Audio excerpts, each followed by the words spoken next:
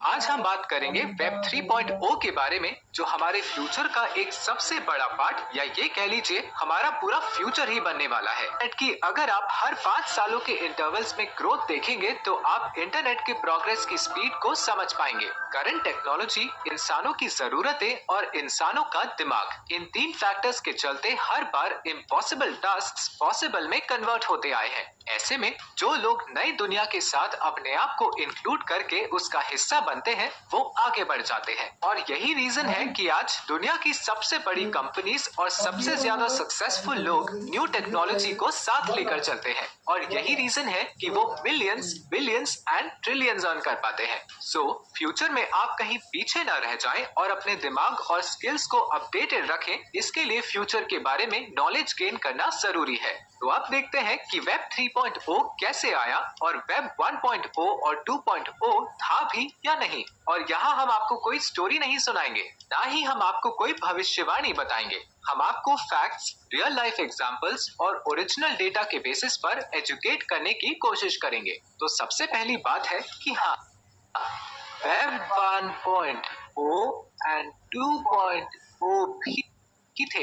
Actually इसे समझना काफी सिंपल है। जब इंटरनेट की शुरुआत हुई 1990s में, तब वो बिल्कुल आज की तरह नहीं था। पहले हम सिर्फ इंटरनेट की इंफॉर्मेशन को कंज्यूम कर सकते थे। मतलब इंटरनेट सिर्फ रीड ओनली कॉन्सेप्ट पर बेस्ड होता था। हम कोई एक्शन नहीं ले सकते थे, आर्टिकल्स, इमेजेस एटसेट्रा को देख सकते थे। ये सबसे इनिशियल वर्जन था वेब 1.0।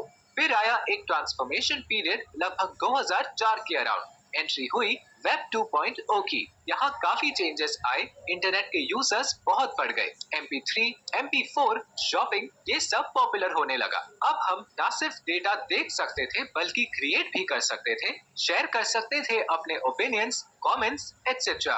इसके लिए फेसबुक, यूट्यूब, ट्विटर और ऐसे कई प्लेटफॉर्म सामने आए। अब जैसे पॉपुलैरिटी बढ़ी, इन प्लेटफॉर्म्स पर एडवर्टाइजिंग भी शुरू हुई और अनलिमिटेड वैरायटी का कंटेंट एंड सर्विसेज इंटरनेट पर आ गया। अब क्योंकि यूजर्स इतने हैं और वैरायटी ऑफ इंफॉर्मेशन इतनी है, तो सबकी प्रेफरेंस या जरूरत भी काफी डिफरेंट हो गई। और हमारे एक्सपीरियंस को स्मूथ बनाने के लिए हमारी जरूरतों के हिसाब के सर्विस, कंटेंट और प्रोडक्ट्स हम तक पहुंचाने के लिए वेबसाइट्स ने हमसे डेटा कलेक्ट करना स्टार्ट किया, जैसे लोकेशन, कॉन्टैक्ट डिटेल्स और अदर पर्सनल इंफॉर्मेशन। इन सब को एनालाइज करके हमारे लिए रेलेवेंट सजेशंस दिए जा सकते हैं। बट जैसे हर साइट का एक नेगेटिव होता ही है, यहाँ भी वो प्रॉब्लम आई। यूजर्स के डेटा का मिसयूज होने लगा और एडवर्टाइजर्स या ब्रांड्स के फायदे के लिए हमारे डेटा के साथ मैनिपुलेशन हुआ। मतलब कि इन प्लेटफॉर्म्स ने हमारा पर्सनल डेटा शेयर करना शुरू किया।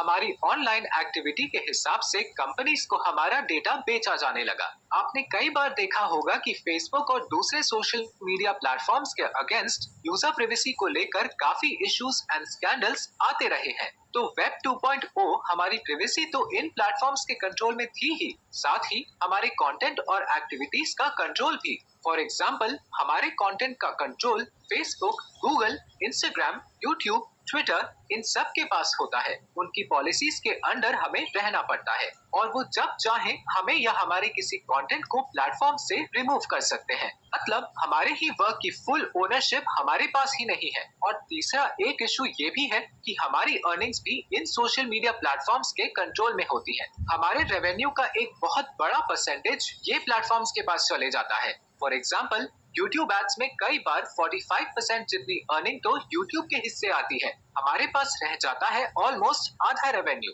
सो वेब 2.0 एक ऐसा फेज रहा है जहां सारा कंट्रोल, चाहे वो ओनरशिप हो, प्राइवेसी हो या अर्निंग्स हो, सब कुछ इन सारे इंटरनेट बेस्ड प्लेटफॉर्म्स या वेबसाइट्स के पास है। और अब वेब 2.0 का एरा एंड हो चुका है और वर्ल्ड एंटर कर रहा है वेब 3.0 में। मेन रीजन ये है कि इन सारी प्रॉब्लम्स का तोड़ वेब 3.0 के जरिए निकाला जा रहा है। वेब 3.0 एक कंप्लीटली डिसेंट्रलाइज्ड वर्ल्ड होगा। इसका मतलब कि कंपनीज के फाउंडर्स, सीईओज और उनकी पॉलिसी का कोई कंट्रोल नहीं होगा हमारी प्राइवेसी या यूसेज पर। सीधे वर्ड्स में एक फ्यूचरिस्टिक वर्ल्ड जहां ओनर्स, यूजर्स और क्रिएटर्स तीनों हम ही होंगे। डिसेंट्रलाइज्ड का यही मतलब होता है किसी भी एक इंसान, ऑर्गेनाइजेशन या सिंगल प्लेस के पास कंट्रोल नहीं होता। मार्केट्स और सर्च इंजिन्स सब कुछ डिसेंट्रलाइज्ड होगा। अब आप सोचेंगे कि क्या फेसबुक, ट्विटर एक्सेट्रा के फाउंडर्स चले जाएंगे या कोई इन्हें खरीदने वाला है? ऐसा नहीं होगा दोस्तों। वेब 3.0 के टाइम में ऐसे ऑल्टरनेटिव प्लेटफॉर्म्स आ रहे हैं जहां वेब 2.0 की प्रॉब्लम्स अराइज नहीं होंगी। फॉर एग्जाम्पल, ओडिसी नाम का एक प्लेटफॉर्म इमर्ज हुआ है जहां कंटेंट को अपलोड करने या देखने के लिए टोकन्स का कॉन्सेप्ट है और उन टोकन्स और कंटेंट की एक मॉनेटरी वैल्यू है। वैसे ही ब्रेव ब्राउजर एक ऑल्टरनेटिव सर्च इंजन है। इसमें ब्राउजिंग एंड इंटरनेट सर्फिंग के लिए टोकन्स होते हैं। But how is it possible? ये सब कैसे काम करेगा? इस सब का आंसर है the most advanced and futuristic technology जिसका नाम है ब्लॉकचेन। अब जिन लोगों को ब्लॉकचेन के बारे में थोड़ा भी आइडिया है, उन्हें टोकन और डिसेंट्रलाइज्ड शब्दों से ही क्लिक हुआ होगा। हम इस वीडियो में वेब 3.0 के हिसाब से ब्लॉकचेन का कॉन्सेप्ट एक्सप्लेन। यहाँ फाउंडर्स का मेन रोल सिर्फ बिगनिंग में आता है। रूल्स को स्मार्ट कॉन्ट्रैक्ट्स के बेसिस पर फाउंडर शुरू में क्रिएट करेंगे। उसके बाद इन प्लेटफॉर्म्स को हैंडल करेंगे DAO। DAO यानी डिसेंट्रलाइज्ड ऑटोनॉमस ऑर्गेनाइजेशंस। यहाँ डिसीजन मेकिंग होगी टोकन होल्डर्स यानी हमारे हाथों में। जिसके पास जितने ज्यादा टोकन्स होंगे उनका उतना ज्यादा स्टेक होगा डिसीजंस में और बाकी के स्टेक होल्डर्स वोट्स के थ्रू अग्री या डिसअग्री करेंगे। दोस्तों, शायद यकीन करने में मुश्किल हो लेकिन यही हमारा फ्यूचर है।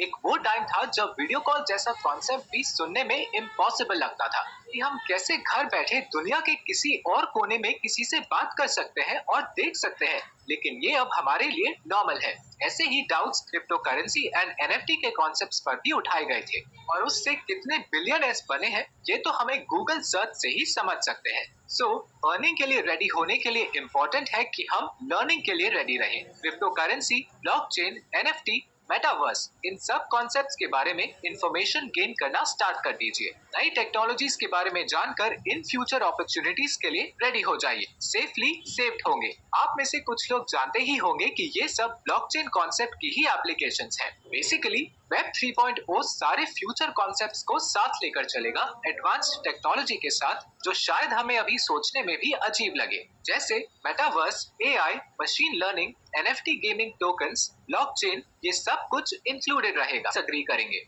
दोस्तों, शायद यकीन करने में मुश्किल हो लेकिन यही हमारा फ्यूचर है। एक वो टाइम था जब वीडियो कॉल जैसा कॉन्सेप्ट भी सुनने में इम्पॉसिबल, जैसे घर बैठे दुनिया के किसी और कोने में किसी से बात कर सकते हैं और देख सकते हैं।